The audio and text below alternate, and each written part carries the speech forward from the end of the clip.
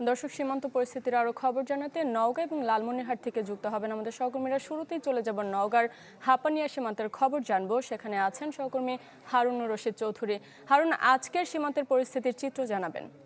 আমি যদি বলি যে আসলে প্রতিদিন সন্ধ্যা নামলেই নতুন নতুন ঘটনা তৈরি হচ্ছে এবং শঙ্কা বাড়ছে, যারা সীমান্ত পারের মানুষজন তাদের মধ্যে শঙ্কা বাড়ছে। গতকালকের কথা যদি বলি, সন্ধ্যার পরে 8টা-9টার দিকে আসলে আনুমানিক দুইটি ভিডিও ভাইরাল হয়, যেখানে দেখা যায় যে পোরশা উপজেলার নিতপুর সীমান্তের বেশ কিছু মানুষজন, গ্রামের মানুষজন বাংলাদেশি, তারা লাইট নিয়ে চিৎকার করতে করতে বাহিরে বের হচ্ছেন এবং পুশিন হচ্ছে এরকম চিৎকার করতে থাকেন। যদিও বা পরে স্থানীয় যে বিজিবির সদস্য আছেন তারা যে আসলে পরিস্থিতি ঠান্ডা করে, পরে আমরা যেই অধিনায়ক আছে 16 বিজিবির, তার সঙ্গে কথা বলে জানতে পারি যে আসলে বিএসএফ ওই এলাকায় দু একটি ড্রোন উড্ডয়ন করেছিল এবং সেগুলোর শব্দ এবং আলোর কারণে মানুষজন মনে করেছিল যে আসলে হয়তো পুশিন হচ্ছে অথবা বাংলাদেশের মধ্যে লোকজন ঢুকছে এরকম, যার কারণে সেটি প্রোটেকশন হিসেবে এই স্থানীয় যারা মানুষজন আছেন বাংলাদেশি তারা আসলে এগিয়ে এসেছিলেন।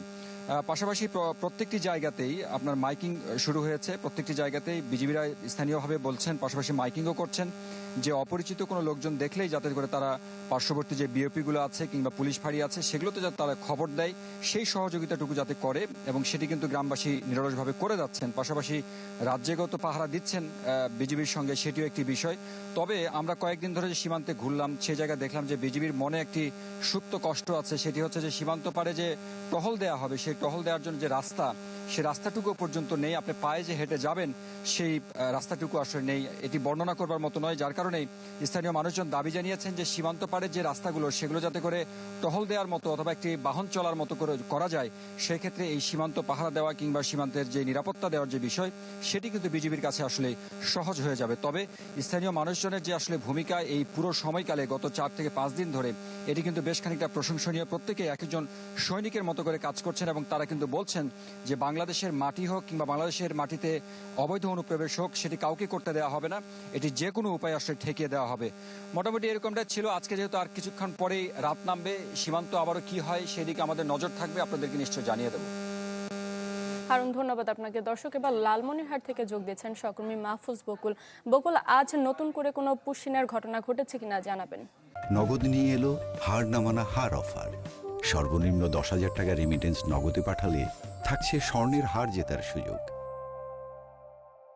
শারমিন, গতকাল রাত থেকে কিন্তু সীমান্তের 2টি পয়েন্টে আমরা খবর পাচ্ছিলাম যে পুশিনের করবার চেষ্টা করা হয়েছে। বিশেষ করে আমরা বিজিবি এবং সীমান্ত এলাকাবাসী যারা, তাদের কাছ থেকে যতটুকু তথ্য পেয়েছি, গতকাল রাত 8টা থেকে শুরু করে বিভিন্ন সময় কিন্তু ট্রাকে বাসে করে ভারতের যে হোল্ডিং সেন্টারে বিভিন্ন মানুষজন, বিশেষ করে মুসলমান ধর্মাবলম্বী নারী, পুরুষ, শিশু, যাদেরকে বাংলাদেশি পরিচয় বা বাংলাদেশি অভিযোগে আটক করা হয়েছে, তাদেরকে হোল্ডিং সেন্টারে রাখা হয়েছে এবং হোল্ডিং সেন্টার থেকেই ধীরে ধীরে কিন্তু বিভিন্ন সময় পুশিন করা হচ্ছে। গতকাল রাতে এরকম ঘটনা তথ্য আমরা পেয়েছি এবং সে ঘটনায় কিন্তু সীমান্ত উত্তেজনা, উৎকণ্ঠা তৈরি হয়েছিল।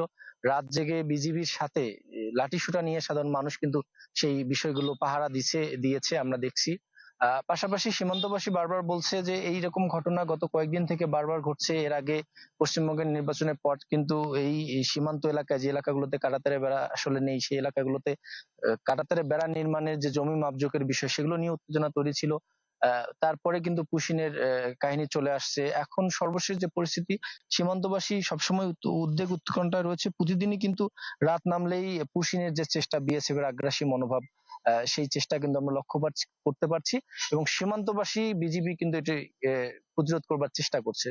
সব থেকে বড় বিষয়, সীমান্তবাসী যেটি বলছে যে এরকম ঘটনা চলতে থাকলে, আমরা কিন্তু গত 2 দিন আগে পাটগ্রামে আমরা তথ্য পেলাম, সেই এরকম ঘটনা যখন প্রচেষ্টা করাকালীন এলাকাবাসী কিন্তু লাঠিসোঁটা নিয়ে বিএসএফ কে তাড়া করেছিল। এই যে সীমান্তে এরকম বেসামরিক লোকজনের জড়িয়ে পড়ার ঘটনাগুলো যে কোনো মুহূর্তে আসলে বড় কোনো অপ্রীতিকর ঘটনা ঘটে কিনা, সেটা নিয়ে কিন্তু আতঙ্ক রয়েছে।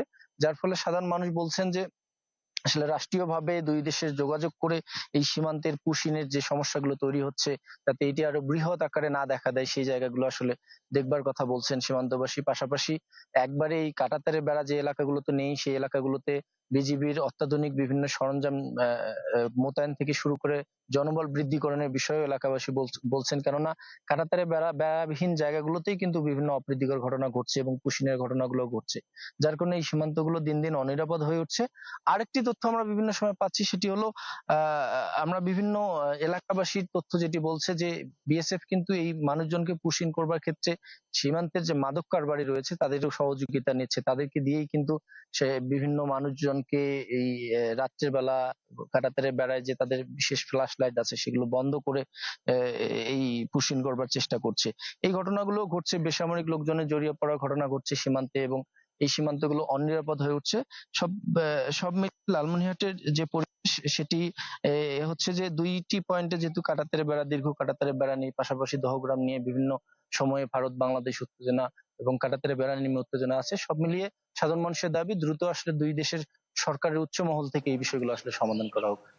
এই ছিল আমার কাছে বকুল, লালমনিরহাটের ধন্যবাদ সীমান্তের আপনাকে। সব শেষ। দর্শক, এবার কুড়িগ্রাম থেকে যোগ দিবেন সহকর্মী গোলাম মাওলা সিরাজ। সিরাজ, শারমিন, আসলে এই পুশিনের ঘটনা যখন থেকে শুরু সারা দেশে, তখন থেকেই কিন্তু কুড়িগ্রামের যে সীমান্তবাসীরা রয়েছে তারা কিন্তু উদ্বেগ এবং উৎকণ্ঠার মধ্যেই সময় পার করছেন। এর মধ্যে গতকাল যে ঘটনাটি আমরা জানতে পারলাম বা আমাদের কাছে আমরা বেশ কিছু ভিডিও পেয়েছি, সেটি হলো যে জেলার যে রৌমারী উপজেলার বকবান্দা যে সীমান্ত আছে সেখানকার 1069 নম্বর যে মেইন পিলার, তার পাশেই সাব পিলার রয়েছে 8 নম্বর সাব পিলার, তার পাশ দিয়েই কিন্তু প্রথমে দুজন ব্যক্তিকে পুশিং করার চেষ্টা করে সেখানকার বিএসএফ, এবং সেগুলো কিন্তু স্থানীয় বিজিবি এবং স্থানীয় লোকজন লাঠিসোঁটা নিয়ে তাকে প্রতিহত করে। এবং আমরা সে সময় ভারতীয়দের মাধ্যমে বা সীমান্তবাসীর মাধ্যমে আমরা যে খবরটি পেয়েছি, সেখানে তারা 3 শতাধিক মানুষ ট্রাকে করে নিয়ে এসে সেখানে জড়ো করেছিল বিএসএফ, তাদেরকে আসলে সেই সীমান্ত দিয়ে পুশিংয়ের চেষ্টা করেছে তারা রাতভর, কিন্তু সেখানে রাতভর পাহারা দিয়েছে বিজিবি এবং রাতভর পাহারা দিয়েছে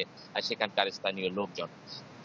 এই ঘটনা কিন্তু আসলে একখানে ঘটলেও বা একখানকার খবর পেলেও বেশ কিছু সীমান্তের মানুষজন যেটা বলছে যে আসলে তারা কিন্তু লক্ষ্য করছে যে সীমান্তের ওপারে যে জায়গাগুলো রয়েছে, বিশেষ করে যেখানে বিএসএফ এর ক্যাম্প গুলো রয়েছে, সেই ক্যাম্পের আসলে হোল্ডিং সেন্টার নামের সেন্টার করা হয়েছে বা ক্যাম্প করা হয়েছে, সেখানে কিন্তু লোকজন জড়ো করছে তারা, এবং তারা বিভিন্ন সময় যে স্থানে কাঁটাতার আছে বা কাঁটাতার নাই বা যেখানে গেট আছে সেই গেট দিয়ে তাদেরকে আসলে বাংলাদেশে পুশিং করার চেষ্টা করছে বিএসএফ সদস্যরা। তবে সীমান্তবাসীদের সঙ্গে আমরা নানাভাবে কথা বলার চেষ্টা করেছি, আমরা বিজিবির সঙ্গে কথা বলেছি, তারা যেটা বলছে যে তারা এতটাই সজাগ যে আসলে এই সীমান্ত দিয়ে কোনোভাবেই বিএসএফ যাতে পুশিং করতে না পারে সেই চেষ্টাই তারা করছে। এবং কুড়িগ্রাম জেলার যেহেতু সীমান্ত এলাকা প্রায় 279 কিলোমিটার, এখানে কুড়িগ্রাম ব্যাটালিয়ন এবং জামালপুর ব্যাটালিয়ন এবং লালমনিরহাট ব্যাটালিয়ন, 3টি ব্যাটালিয়ন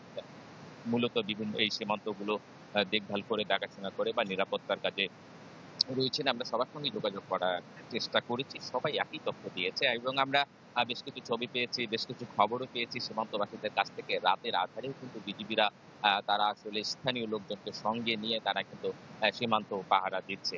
তবে এর মধ্যেও কিন্তু সীমান্তবাসীদের যে উদ্বেগ বা উৎকণ্ঠা সেটি কিন্তু শেষ হচ্ছে না। তারা কিন্তু আসলে চায় যে এটি একটি স্থায়ী সমাধান। এই হচ্ছে কুড়িগ্রামের অবস্থা। সিরাজ, ধন্যবাদ আপনাকে।